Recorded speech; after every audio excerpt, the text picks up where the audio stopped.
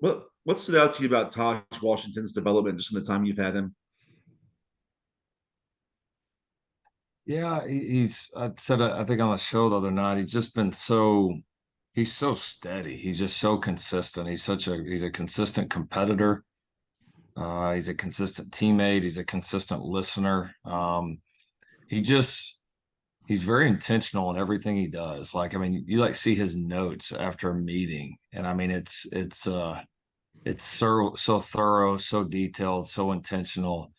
I feel like he's a guy who goes out to the practice field every single day with the mindset to go get better and truly only worries about what he can control and doesn't seem to give any thought to anything else. And whether it's as a student, whether it's as on the field as a receiver, a special teams player, whether it's him as his one of the aspirations to potentially be a chef down the line. I mean, the guy can draw, like he can just do anything. Like, and he's really talented, but then he just really puts his mind to things, and it's been impressive to see. He's his mindset as a coach, like that's kind of what you draw up. Like if you had if you have a team full of guys like that, you'd be really, really difficult to beat. And he's a great, great example for every single other player in this program. Thank you. Mm-hmm. Shotgun? Hey, Lincoln, as a play caller, how does a disruptive nose tackle like Barry Alexander pushing back the center affect the way you can call a game? I know you don't want to give specifics, but just in general, how does that force an offensive coordinator to adjust? Yeah, I mean, I think, having great interior players is one of the, can be one of the great advantages defensively. I mean, look at the NFL and the guy that's been the most dominant player in the NFL for probably a long time, which is right down the road here with Aaron. So, yeah, I think I think offensively, it's one of the toughest things to deal with is when there's an elite inside guy, because they're going to be a part of the run game. Anytime you can get, push in the interior of the pocket in the throw game, it's a factor. You can't really, if there's like a great corner, or even at times maybe a great D end, maybe you can do some things just away from them, right? But linebackers and interior D linemen are just obviously naturally by alignment, they're kind of right there in the middle of it all. And so, yeah, I mean, it's important. Obviously, it kind of goes back to our conversation in the off season of that was an area that we knew we had to take some big steps. And I think, between several of those guys inside, we've seen some real positive signs here through the first few. Mark? Good morning, Coach. Two quick questions. Overall, what are your general thoughts on rivalry games? I know certain rivalry games carry more weight than others, but where do you come from as far as, sending a message?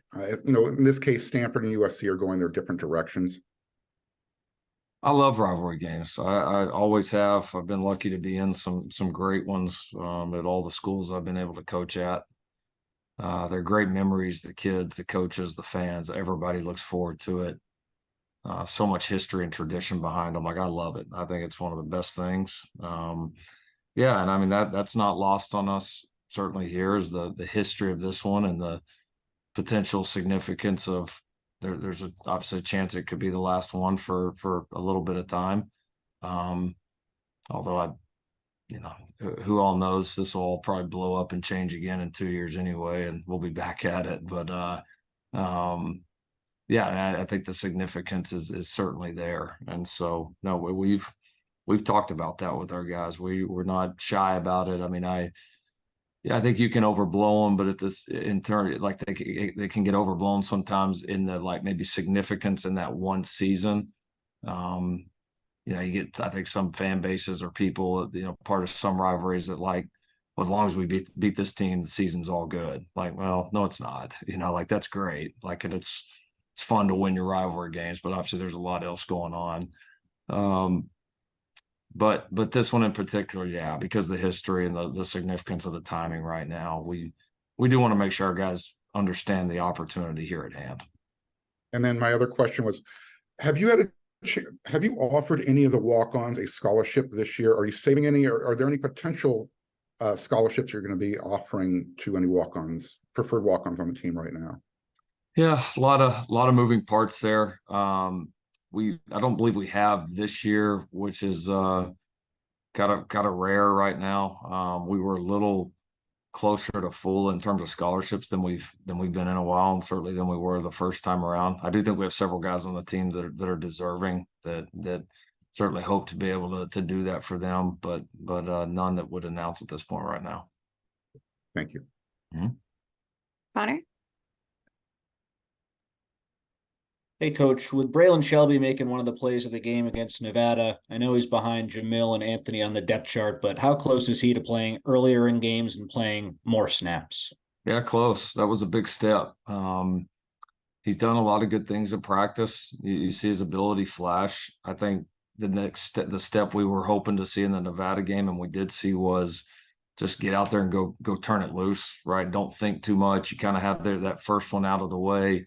Against San Jose, where that first college game is a little unique for everyone. And we thought he did turn it loose a little bit and showed some of that. And so, yeah, I think we got a handful of guys that have, stepped up and made some plays that are going to absolutely be in that conversation. And, he continues to progress with what we're doing defensively, continues to progress, really taking what we're seeing on the practice field and taking that to the game field, and he'll have an opportunity to have an even bigger impact for sure. RJ? And Lincoln, I'm just curious, how specifically with the offensive line and the secondary, have there been any guys in practice this week that have kind of made strides or created any separation? And how much tighter do you expect the rotations in those particular groups to be this Saturday? O-line will be a little bit tighter just with Gino down. So, we're kind of starting to zero in on probably, the kind of the 6 or 7 top guys that we think are there. Which would be, Monheim and Didich and Pregnon and Murphy and Kingston and Tarquin and Alani. I mean, those are kind of the, probably the top 7. We have a few others that certainly very comfortable putting them in the game and feel like they would do very well. But yeah, I think it's starting to tighten up, and a few of those guys have started to separate themselves. So I doubt it'll be less rotations.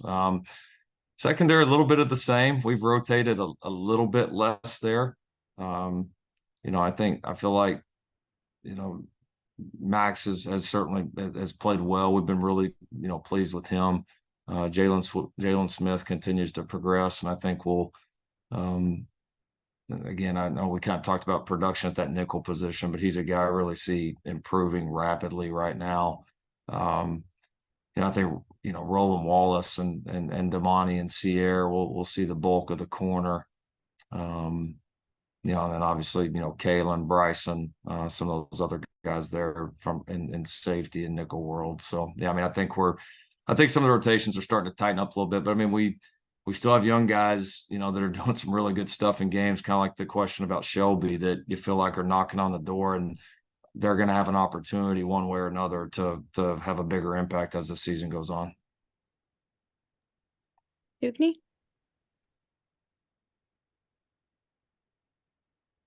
Oh, you're on mute. Still muted myself. So after the game on Saturday, you said that you had done more situational ball in training camp this year than you had in previous years. So what about this team, or what about this season made you want to make that decision and make situational ball more of an emphasis?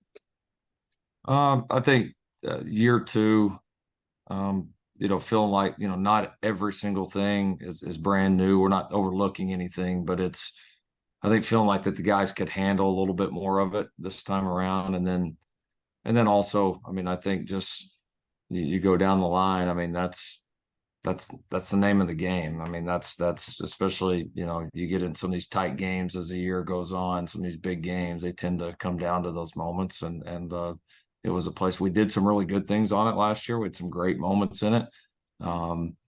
But we also had, 2 games where we had opportunities that we didn't close out with it too. And so, and that's always going to be the case. You're going to have games that go either way. And we just want to be at our best and just try to create a bigger understanding of these situations, how they affect the game, and really lay out a plan for the guys of how we're going to be successful in those this year. And going back to Taj, what's the best thing he's cooked for you? I've tried a few different things that he's brought up. I mean, probably hard to go away from his soul food menu. But I mean, he's cooked for the players. The guys have eaten a lot. I mean, I know I've heard a lot about his, I think the Italian, like kind of different pastas, Alfredo sauce. I mean, the whole thing, like I said, he can do kind of the Louisiana style, Cajun style meal. I mean, he's barbecue, like he does a little bit of everything. Like he's pretty talented. Luca?